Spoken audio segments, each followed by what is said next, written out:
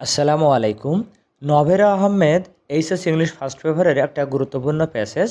তো এই প্যাসেজটার আজকে আমরা এ টু জেড আলোচনা করব। মানে কি, মানে এই প্যাসেজের একে পুরো 35 মার্কের আমরা আলোচনা করব। দেখো বিভিন্ন শব্দের অর্থ, এই নিচে দেখো বিভিন্ন গুরুত্বপূর্ণ শব্দের সিনোনিম এবং আন্ডারলাইন করে দেওয়া আছে অনেক প্রশ্নের অ্যান্সার, ফ্লো চার্টের অ্যান্সার। এবার দেখো ফ্লো চার্টের অ্যান্সারটা এখানে দিয়ে দিয়েছি, এগুলো ব্যাখ্যা দিয়ে দেবো, এমসিকিউ, তারপরে কোশ্চেনের অ্যান্সার এবং সবার শেষে সামারি। এক কথা একটা প্যাসেজ থেকে যা যা আসতে পারে সবই থাকবে হলো এই আলোচনায়। মানে নভেরা আহমেদের যে প্যাসেজ এর পুরা আলোচনা পাবে এই ভিডিওতে। তো চলো শুরু করি। Novera Ahmed was the pioneer of modern sculpting in Bangladesh. Pioneer মানে পথিকৃৎ। দেখো সিনোনিম দেওয়া আছে পথ ফাইন্ডার বা ফোর রানার, মানে যিনি অগ্রপথিক। তো বাংলাদেশে আধুনিক ভাস্কর্যের পথিকৃৎ হলো Novera Ahmed. She is one of the most under and misrepresented artist in the country. তিনি হলেন আমাদের দেশের অন্যতম কম উত্থাপিত এবং ভুলভাবে উত্থাপিত একজন শিল্পী। মানে কি, দেখো আন্ডার রিপ্রেজেন্টেড মানে কি, মানে তার যেইভাবে সবার সামনে উত্থাপিত হওয়া উচিত ছিল, প্রশংসা পাওয়ার কথা ছিল, সেটা তিনি পান নাই। এবং মিস রিপ্রেজেন্টেড, এবং তার কর্মগুলো ভুলভাবে উত্থাপিত হয়েছে। কেন হয়েছে আমরা পরের লাইনে দেখব। তার কাজগুলো ছিল খুব অ্যাডভান্স লেভেলের। When describing the works of the first modern Bangladeshi sculptor Novera Ahmed, এই বাংলাদেশের প্রথম ভাস্কর শিল্পী নভেরা আহমেদকে বর্ণনা দেওয়ার সময় শিল্পাচার্য জয়নুল আবেদিন প্রোক্লেইমড, এই যে বাংলাদেশের শিল্পাচার্য জয়নুল আবেদিন ঘোষণা করেছিলেন, মানে তার সম্পর্কে একটা কথা বলেছিলেন, সেটা কি, what Novera is doing now will take us a long time to understand. Novera Ahmed আজকে যে কাজগুলো করছে এটা বুঝতে আমাদের অনেক সময় লাগবে। She is that kind of artist, সে এমনই এক ধরনের শিল্পী, মানে খুব অ্যাডভান্স লেভেলের কাজ করছে যেটা আমরা বর্তমানে বুঝতে পারছি না। দিস অ্যাপ্টলি, অ্যাপ্টলি মানে সঠিকভাবে। দেখো এখানে সিনোনিম দিয়েছি, অ্যাপ্টলি মানে হলো অ্যাপ্রোপ্রিয়েটলি, প্রপারলি মানে সঠিকভাবে। আর তার এই বক্তব্য, জয়নুল আবেদিনের বক্তব্য সঠিকভাবে ডেসক্রাইবস বর্ণনা করে her progressive thoughts in the field of sculpture. এই ভাস্কর্যের ক্ষেত্রে নভেরা আহমেদের যে প্রগতিশীল চিন্তাভাবনা সেটাকেই তিনি বর্ণনা করেছেন সঠিকভাবে। মানে এই কথাটার মাধ্যমে নভেরা আহমেদের যে আধুনিক প্রগতিশীল চিন্তাভাবনা সেটাকেই তিনি ফুটিয়ে তুলেছেন। Novera Ahmed was born in a culturally inclined family in Chattogram. তিনি চট্টগ্রামে একটা সংস্কৃতি মনা পরিবারে জন্মগ্রহণ করেছিলেন। ইনক্লাইন্ড মানে প্রবণ, যাদের ভিতরে ঝোঁক থাকে, কোনো কাজের প্রতি মানে আগ্রহ থাকে, তাকে ইনক্লাইন্ড বলা হয়। আর কালচারালি ইনক্লাইন্ড মানে হলো সংস্কৃতি মনা, এক কথায়। তো নভেরা আহমেদের জন্ম হয়েছিল চট্টগ্রামের একটা সংস্কৃতি মনা পরিবারে। হোয়ার, যেখানে শি ওয়াজ ইন্সপায়ার্ড, সে অনুপ্রাণিত হয়েছিল by her mother's skills in making dolls houses out of clay. Clay মানে কাদা বা মাটি। তার মানে নভেরা আহমেদ, এটা নিয়ে কিন্তু এমসিকিউ প্রশ্ন হবে যে কোনটা দেখে অনুপ্রাণিত হয়েছিল ভাস্কর্যর কাজে।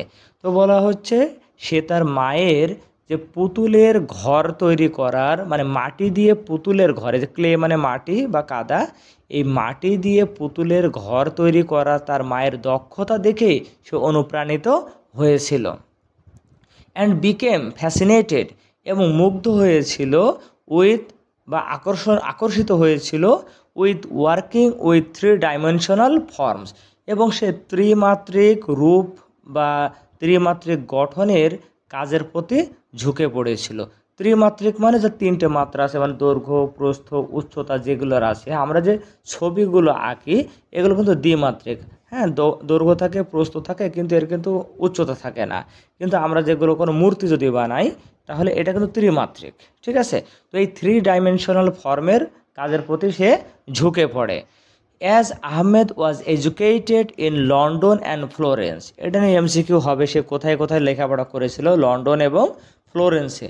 যেহেতু সে লন্ডন এবং ফ্লোরেন্সে লেখাপড়া করেছিল বা শিক্ষিত হয়েছিল, হার স্কাল্পচারাল ভোকাবুলারি, তার এই যে ভাস্কর্যের শব্দভাণ্ডার, হ্যাঁ, এই ভাস্কর্যের শব্দভাণ্ডার বলতে ভোকাবুলারি মানে আমরা জানি শব্দভাণ্ডার, কিন্তু শব্দভাণ্ডার বলতে এটা এই অর্থে শব্দভাণ্ডার না, মানে তার কাজের ভিতরে যে বৈশিষ্ট্য গুণাগুণ সেইটা ওয়াজ based on a combination of western ideas, মানে তার কাজের ভিতরে ছিল পশ্চিমা ধ্যান ধারণা অ্যান্ড ফোক ট্র্যাডিশনস, এবং লোক ঐতিহ্যের একটা কম্বিনেশন সমন্বয় ছিল। কারণ তার বাড়ি ছিল বাংলাদেশে, এখানে লোক ঐতিহ্য তার ভিতরে ছিল, আবার এই যে মানে ইউরোপিয়ান কান্ট্রিতে লেখাপড়ার কারণে তার কিছু ধ্যান ধারণাও তার ভিতরে ছিল। সুতরাং এই দুয়ের সমন্বয় ছিল তার কাজের ভিতরে। তো এটা আন্ডারলাইন করা মানে হলো আমাদের ফ্লো চার্টে এটা নিয়ে কিন্তু অ্যান্সার আছে। এইখান থেকে এই পর্যন্ত তাকে 6টা অ্যান্সার দাগ দিয়েছি, সবগুলো আমরা ফ্লো চার্টে দেখাবো। তাহলে একটা কি দেখলাম যে a combination of western ideas and folk traditions, এইটার বৈশিষ্ট্য তার কাজের ভিতরে ছিল। মেনি অফ হার আর্টিফ্যাক্টস, এই আর্টিফ্যাক্টস মানে মূলত হস্তশিল্প, হাত দিয়ে যে কাজগুলো করা হয় এটা হলো আর্টিফ্যাক্টস বলা হয়। তার অনেকগুলো হস্তশিল্প were based on village lifes, তো অধিকাংশই কী হয়েছিল, মানে অনেকগুলো কাজে কী হয়েছিল, গ্রামীণ জীবনের উপর বেস করে ভিত্তি করে বানানো হয়েছিল। অ্যান্ড ফোক মোটিভস, এবং লোক বৈশিষ্ট্য বা মোটিভস মানে বৈশিষ্ট্য, নকশা, শৈলী, হ্যাঁ, তার মানে গ্রামীণ জীবন এবং লোক বৈশিষ্ট্য বা নকশার উপর ভিত্তি করে অনেকগুলো হস্তশিল্প তিনি তৈরি করেছিলেন, বা হাতে তৈরি অনেকগুলো ভাস্কর্য তৈরি করেছিলেন। অফ হুইচ শি ওয়াজ আ কিন অবজারভার, আর এইগুলোর প্রতি তিনি ছিলেন খুব গভীর একজন পর্যবেক্ষক। কিন মানে অতি তীব্র, গভীর, অবজারভার মানে দর্শক বা পর্যবেক্ষক, মানে তিনি ভিলেজ লাইফ এবং ফোক মোটিভের উপরে গভীর দৃষ্টি রাখতেন। শি অলসো ইনকর্পোরেটেড, ইনকর্পোরেট মানে হলো একীভূত করা, মিলিয়ে ফেলা, মিক্স করে ফেলা। She also incorporated Buddhist themes in her works, সে তার কাজে বৌদ্ধদের মানে বৌদ্ধ ধর্মের যে বিভিন্ন ধ্যান ধারণা সেটাও একীভূত করেছিলেন। And developed an individual style, এবং নিজের জন্য একটা স্বতন্ত্র স্টাইল বা ধরন তিনি দাঁড় করিয়েছিলেন। সব কিন্তু আন্ডারলাইন করা, মানে তার কাজের বৈশিষ্ট্য নিয়ে একটা ফ্লো চার্ট আসবে। দ্যাট ডেপিক্টেড, ডেপিক্ট মানে বর্ণনা করা, আর এইগুলোই বর্ণনা করেছিল দ্য এক্সপিরিয়েন্সেস অফ ওয়েমেন, মানে মহিলাদের অভিজ্ঞতাই বর্ণনা করেছিল এই কাজগুলোর মাধ্যমে। তো এইগুলো দেখো আমরা একটা ফ্লো চার্ট একটু দেখে আসি। এই যে দেখো একটা ফ্লো চার্ট আছে, শোয়িং দ্য ফিচার্স মানে বৈশিষ্ট্য অফ নবেরাস স্কাল্পচার। এই যে দেখো expression of village life, folk motifs, Buddhist themes, individual style, তারপরে description of the experiences of women, এই যে এইগুলো নিয়ে, ঠিক আছে। তো আমরা এইটুকু দেখলাম। পরে দেখো ইন অগাস্ট 1960, এটাও আন্ডারলাইন করা, মানে নতুন আরেকটা ফ্লো চার্টের জন্য এটা। 1960 সালের আগস্ট মাসে Nobera Ahmed had her first solo exhibition. Solo মানে হলো একক, আর এক্সিবিশন মানে প্রদর্শনী। তার একক প্রদর্শনী অনুষ্ঠিত হয়েছিল, অর্গানাইজড আয়োজিত হয়েছিল কোথায়, অন দ্য গ্রাউন্ড ফ্লোর নিচতলায় অফ সেন্ট্রাল পাবলিক লাইব্রেরি, কেন্দ্রীয় পাবলিক পাঠাগার বা লাইব্রেরিতে, নাও ঢাকা ইউনিভার্সিটি লাইব্রেরি, এখন যেটা ঢাকা বিশ্ববিদ্যালয় লাইব্রেরি নামে পরিচিত, এটার আগের নাম ছিল সেন্ট্রাল পাবলিক লাইব্রেরি। আর ওইখানের গ্রাউন্ড ফ্লোরে তার এই যে ভাস্কর্য ছিল তার একক প্রদর্শনী আয়োজিত হয়েছিল 1960 সালের আগস্ট মাসে। It was the first ever solo sculpture exhibition by any sculptor of Bangladesh, East Pakistan back then. বলছি এইটাই ছিল সর্বপ্রথম কোনো বাংলাদেশের ভাস্করের একক ভাস্কর্যের প্রদর্শনী।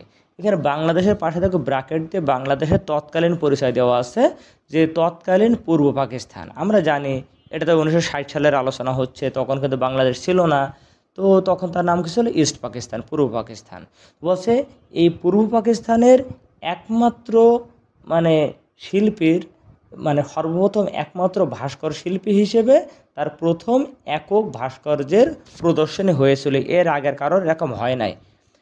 ইট was inaugurated by general Azam Khan of the Pakistan army.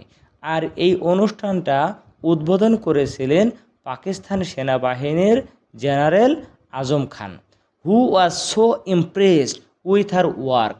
আর এই জেনারেল এই নভেরা আহমেদের কাজ দ্বারা খুবই মুগ্ধ হয়েছিলেন, that she gave her a grant of 10,000 টাকা to promote sculpture as an art form. লাইনটা খেয়াল করো, উনি খুবই মুগ্ধ হলেন, এতটাই মুগ্ধ হলেন এবং তাকে 10,000 টাকা উপহার দিলেন।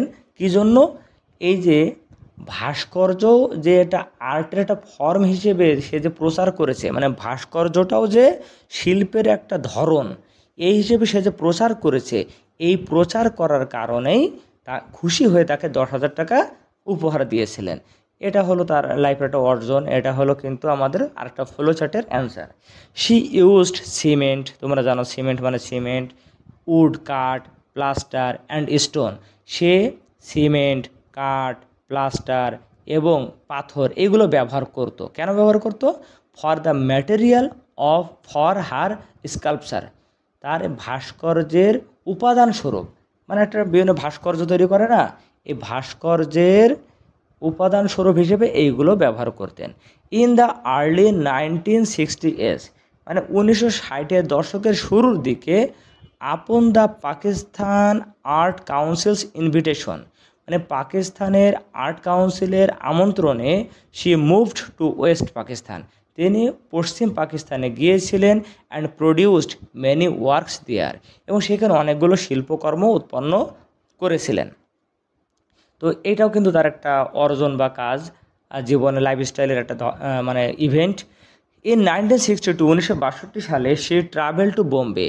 এরপর 1962 সালে তিনি বোম্বে যায় টু লার্ন ভারতনাট্যম। হ্যাঁ, ভারতনাট্যম শিখতে যায়। এটা ভারতনাট্যমটা কি? ভারতনাট্যমটা হলো একটা তামিলনাড়ুর একটা বিশেষ একটা নাচ, নৃত্য আর কি, ক্লাসিক্যাল ড্যান্স, ওইটা শেখার জন্য তিনি গিয়েছিলেন। অ্যান্ড ইয়ার লেটার, এবং 1 বছর পরে মুভড টু প্যারিস, এবং সে ফ্রান্সের রাজধানী প্যারিসে চলে যান।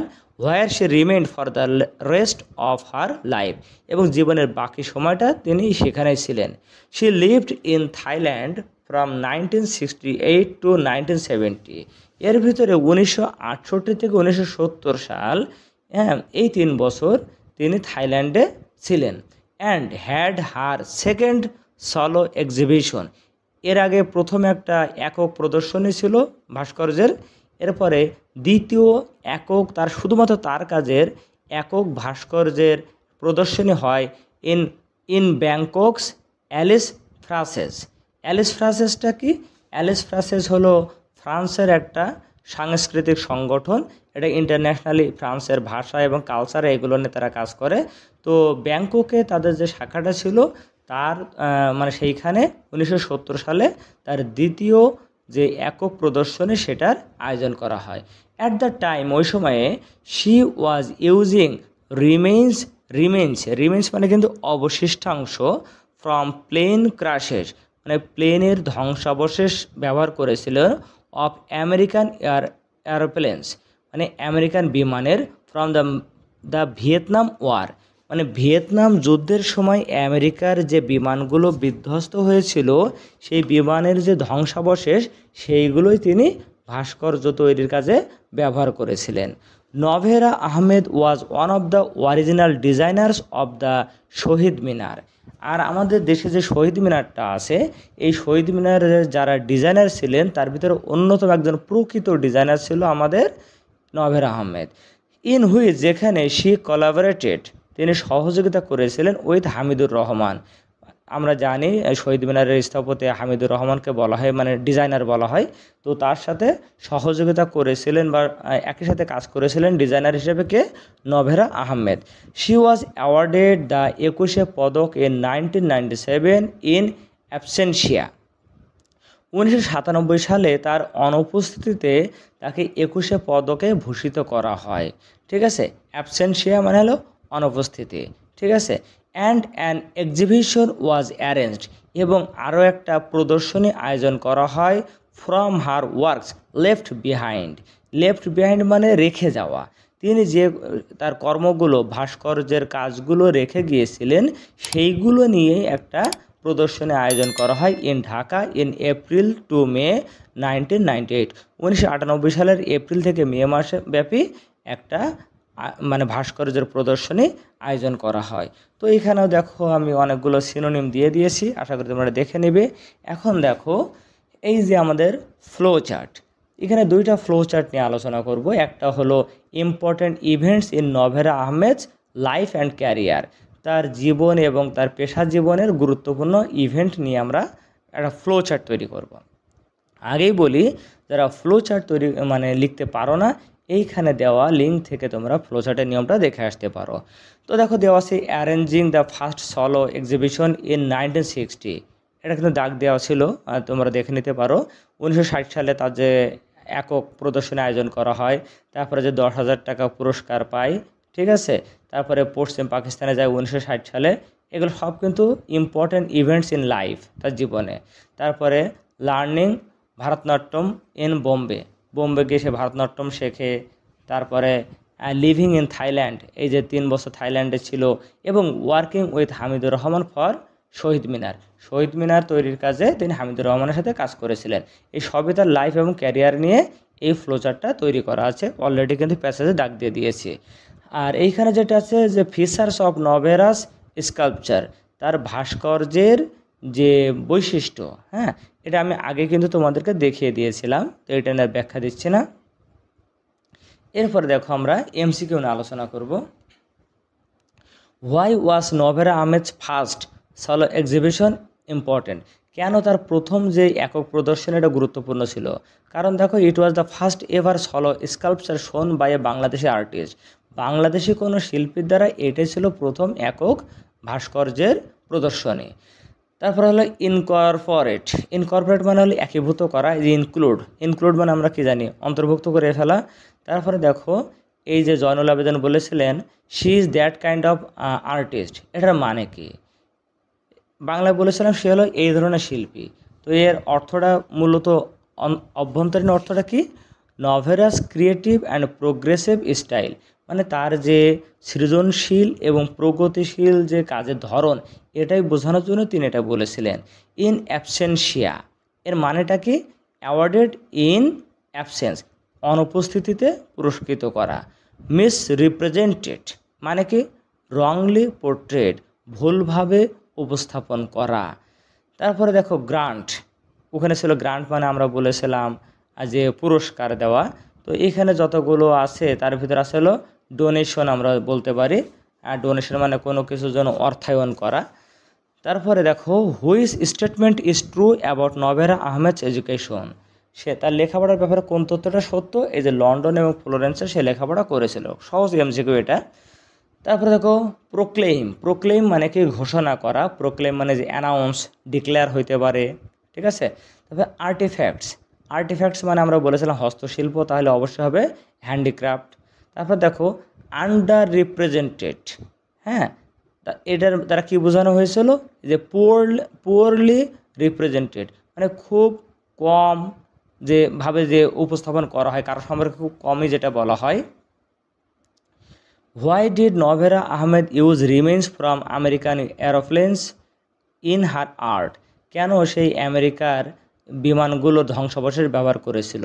She was inspired by the Vietnam war, কারণ তিনি ওই ভিয়েতনামের যুদ্ধ দ্বারা অনুপ্রাণিত হয়েছিলেন।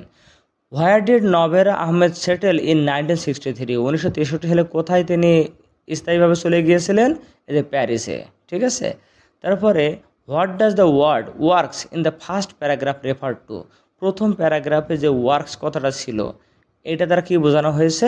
তার স্কাল্পচার, তার যে ভাস্কর্যগুলো সেটাকে বলা হয়েছে। দেখো ওয়ার্ক মানে হলো কাজ, আর ওয়ার্কস মানে হলো শিল্পকর্ম, এটা জেনে রাখবা। ওয়ার্কস মানে হলো শিল্পকর্ম, কোনো শিল্পী, কবি, সাহিত্যিক যে কাজগুলো করে তাকে ওয়ার্কস বলা হয়। What inspired Novera Ahmed in her চাইল্ডহুডে কোনটা তার অনুপ্রাণিত হয়েছিল? ওই যে তার মা সুন্দর সুন্দর পুতুলের ঘর বানাইতে পারতো, এইটা দেখেই। How many materials did Novera use for her sculptures? তার ভাস্কর্যের জন্য কয়টা উপাদান ব্যবহার করতো? এই যে চারটা আমরা পড়েছিলাম, প্লাস্টার, সিমেন্ট, তারপরে স্টোন, আর কি পড়েছিলাম আমরা আমরা দেখে আসি। এখানে দেখো যে cement, wood, plaster and stone, এই চারটে উপাদান ব্যবহার করত। তারপরে আমরা চলে আসছি নভেরা আহমেদ যে থাইল্যান্ডে থাকার সময় কোনটা দিয়ে ভাস্কর্য তৈরি করতেন? এই যে এয়ারপ্লেন রিমেন্স, ওকে। তারপরে গ্রান্ট, এটা আগে একবার পড়েছি, এই যে ফাইন্যান্সিয়াল অ্যাসিস্ট্যান্স। আর তারপরে আমরা চলে যাব Novera's second solo exhibition was held dash years after the first one. এটা তো আমরা হিসাব করে বসাতে পারবা যে প্রথম প্রদর্শনীর পরে কত বছর পরে দ্বিতীয়টা হয়েছিল? 8 বছর পরে। তারপর রিমেন্স মানে তো আমরা জানি অবশিষ্ট অংশ। এই যে রেস্ট মানে হলো একটা রেস্ট মানে বিশ্রাম নেওয়া, আবার রেস্ট মানে কিন্তু বাকি অংশ। In which সিটিজ did Novera Ahmed receive her education? কোন কোন শহরে শিক্ষা অর্জন করেছিলেন? এই যে ফ্লোরেন্স এবং লন্ডনে। তারপর একটা গুরুত্বপূর্ণ কোশ্চেন দেখো, what styles influenced Novera Ahmed's sculptural vocabulary? কোন কোন জিনিসটা তার এই যে স্কাল্পচারাল ভোকাবুলারি সমৃদ্ধ করতে বা সাহায্য করেছিলেন বা প্রভাবিত করেছিলেন? আমরা জানি ওয়েস্টার্ন আইডিয়াও ছিল, আবার ফোক ট্র্যাডিশনও ছিল। এই যে অ্যান্সার হবে কিন্তু 1 এবং 2। What kinds of observer was Novera Ahmed regarding folk motifs? Folk মোটিভের প্রতি তার মনোভাব, তার দৃষ্টিভঙ্গি কেমন ছিল? কিন। হুবহু প্যাসেজ থেকে আমরা এটা পেয়ে যাব। তারপরে যে 3 ডাইমেনশনাল ফর্মের জন্য কোন জিনিসটা তাকে ইনফ্লুয়েন্স করেছিল? ওই যে তার মা সুন্দর সুন্দর পুতুলে ঘর বানাইতো, এইটা দেখে, তাই না? What did Novera Ahmed's family setting provide her with? মানে নভেরা আহমেদের পরিবারের পরিবেশটা তাকে কি দিয়েছিল? এ কালচারালি রিচ এনভায়রনমেন্ট, একটা মানে সমৃদ্ধ সাংস্কৃতিক পরিবেশ তাকে ছোটোবেলায় দিয়েছিল। এমসিকিউ প্রায় শেষ হয়ে আসছে। তারপরে দেখো, Novera Ahmed's first solo exhibition was held in, কোথায় হয়েছিল? ঢাকায় হয়েছিল, আমরা তো জানি এটা। In her works Novera Ahmed incorporated themes, মানে কাদের থিম ব্যবহার করেছিল? বুদ্ধিস্ট থিম, হুবহু দেওয়া ছিল। তারপরে দেখো, what does vocabulary mean in the phrase sculptural vocabulary? এই জায়গায় এই ভোকাবুলারি মানে কি বলেছে? আমরা জানি তো ভোকাবুলারি মানে কিন্তু কালেকশন অফ ওয়ার্ডস, এটা কিন্তু আমরা জানি শব্দ ভাণ্ডার, কিন্তু এখানে কী হবে? Terminology for description. হ্যাঁ, তারপরে দেখো, what does the word motive refer to in the passage? এই প্যাসেজের মোটিভ মানে কি? এ ডমিনেন্ট আইডিয়া, মানে একটা সবচেয়ে ভালো কথা হলো মোটিভ মানে হলো একটা নির্দিষ্ট একটা ধারণা। তারপর চলে আসবো আমরা আনসারিং কোশ্চেনে। এখানে দেখো আমি বেশ কিছু কোশ্চেন দিয়েছি, তারপর আমরা সামারি নিয়ে আলোচনা করব। তো কোশ্চেনে আমরা দেখছি, হু ইজ নভেরা আহমেদ? ভালো কথা, এটা আমরা জানি Novera Ahmed was the pioneer of modern sculpture in Bangladesh. বাংলাদেশের ভাস্কর্যের, আধুনিক ভাস্কর্যের পথিকৃৎ। তারপরে বলছে, what inspired her interest in sculpture? কোন জিনিসটা ভাস্কর্যের প্রতি তাকে অনুপ্রাণিত করেছিল? এই যে আমরা জানি ওই যে তার মায়ের যে পুতুলের ঘর বানায়, ওই জিনিসটা দেখেই সে 3 ডাইমেনশনাল কাজের প্রতি আকৃষ্ট হয়। আর 3 ডাইমেনশনাল কাজ বলতে হলো কিন্তু ভাস্কর্যের কাজ। Why is Novera Ahmed considered under represented? হ্যাঁ, কেন তাকে কম প্রশংসিত বা কম প্রকাশিত হিসেবে বিবেচনা করা হয়? Novera Ahmed is considered under represented because, তাকে আন্ডার রিপ্রেজেন্ট বলা হয় কারণ despite her pioneering contributions to modern sculpture, কারণ আধুনিক ভাস্কর্যের তার যে অগ্রপথিকের ভূমিকা থাকার পরেও her work did not receive the recognition in truly deserved in Bangladesh, কিন্তু তার কাজ যতটা স্বীকৃতির প্রাপ্য ছিল বাংলাদেশে সেই পরিমাণ স্বীকৃতি সে পায় নাই। এই জন্যই। What materials did she use for the sculptures? কী কী ব্যবহার করতে? এটা খুবই সহজ, তোমরা দেখে নিয়ে যাবা, ওই যে সিমেন্ট, উড, এইগুলাই। How did Novera Ahmed education shape her sculptural vocabulary. হ্যাঁ, কিভাবে তার এই কাজের সমৃদ্ধকরণে শিক্ষা জীবনটা ভূমিকা রেখেছিল। এই যে দেখো, her education in London and Florence exposed her to modern western art forms. মানে লন্ডন এবং ফ্লোরেন্সে পড়াশোনা করার কারণে তার কাছে যে পশ্চিমা আর্টের যে ধরন, এই জিনিসটা তার কাছে প্রকাশিত হয়েছিল বা এই জ্ঞান সে অর্জন করেছিল। হুইচ শি ব্লেন্ডেড, যেটা সে মিক্স করেছিল, মিশিয়ে ফেলেছিল উইথ লোকাল ট্র্যাডিশনস। হ্যাঁ, মানে আমাদের স্থানীয় যে ঐতিহ্য আছে তার সাথে to create a unique and original sculptural style. মানে একদম অনন্য এবং আসল শৈল্পিক একটা ধরন সৃষ্টি করতে এটা তাকে সাহায্য করেছিল। মানে কি হলো, সে ওই যে বিদেশে লেখাপড়া করেছিল ওইখানে ধ্যান ধারণা সে শিখেছিল, আর তার সাথে আমাদের যে দেশীয় যে সংস্কৃতির যে বৈশিষ্ট্য ছিল সেইগুলো সে ব্লেন্ড করে একটা ইউনিক এবং অরিজিনাল একটা স্টাইল তৈরি করেছিল। How did Novera Ahmed's family background influence her artistic development. তার শৈল্পিক উন্নতিতে কীভাবে তার পারিবারিক যে পরিবেশ সেটা কিভাবে প্রভাবিত করেছিল। দেখো, coming from a culturally inclined family in Chittagong, চট্টগ্রামে একটা সংস্কৃত মনা পরিবার থেকে আসার কারণে Novera was inspired by her mother's creative work with clay. মাটি দিয়ে তার মায়ের যে সৃজনশীল কর্মকাণ্ড, এটা থেকে সে অনুপ্রাণিত হয়েছিল। হুইজ এনকারেজড হার আর্টিস্টিক কিউরিসিটি, যেটা তার শৈল্পিক যে কিউরিসিটি, কৌতূহল, সেটাকে অনুপ্রাণিত করেছিল। অ্যান্ড লাভ ফর স্কাল্পচার, এবং ভাস্কর্যের প্রতি ভালোবাসা বৃদ্ধি করেছিল। তারপরে জয়নুল আবেদিন তার সম্পর্কে কী বলেছিল এটা আমরা হুবহু দিয়ে দিতে পারবো প্যাসেজ থেকে। What elements influenced Novera Ahmed's sculptural vocabulary. এই প্রশ্নটা আমরা একটু আগে একবার পড়েছি, ওই একই ধরনের উত্তর। How did Novera Ahmed's observation influence her work.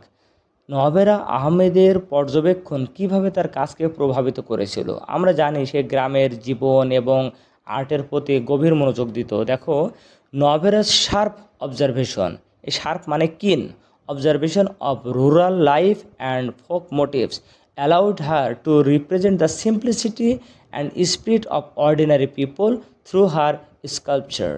মানে তার যে গ্রামীণ জীবন এবং লোক যে ধ্যান ধারণা, এর প্রতি তার যে তীক্ষ্ণ দৃষ্টি ছিল, এটার ফলেই তার কাজের মাধ্যমেই গ্রামীণ মানুষের যে সহজ সরল যে বৈশিষ্ট্য এবং তাদের যে দৃষ্টিভঙ্গি, আচরণ, এগুলো সব তার এই ভাস্কর্যের মাধ্যমে তিনি ফুটিয়ে তুলেছিলেন, অর্ডিনারি মানুষের স্পিরিট এবং সিম্পলিসিটির মাধ্যমে। তারপর describe the significance of Novera Ahmed's first solo exhibition, এটা আমরা এমসিকিউতে বলে দিয়েছি। তারপরে what artistic endeavour did Novera Ahmed pursue in 1962। মানে 1962 সালে সে কি করেছিল, শৈল্পিক ক্ষেত্রে কি কাজ করেছিল। আমরা জানি বোম্বে গিয়েছিল ভারতনাট্যম শেখার জন্য।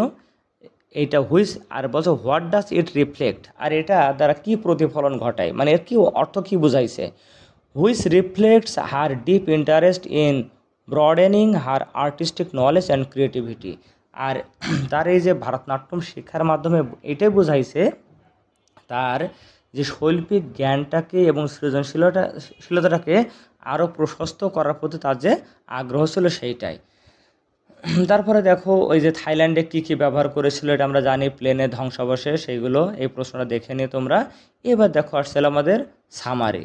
ঠিক আছে, তো সামারিটা দেখো আমি এখানে যথেষ্ট ভালোভাবে লিখে দেওয়ার চেষ্টা করেছি। তোমরা প্যাসেজটা পড়ে এই সামারিটা পড়বে, তাহলে বুঝবে যে আসলে কোন কোন লাইনগুলো গুরুত্বপূর্ণ এবং কোনটা নিয়ে সামারিটা লিখতে হবে।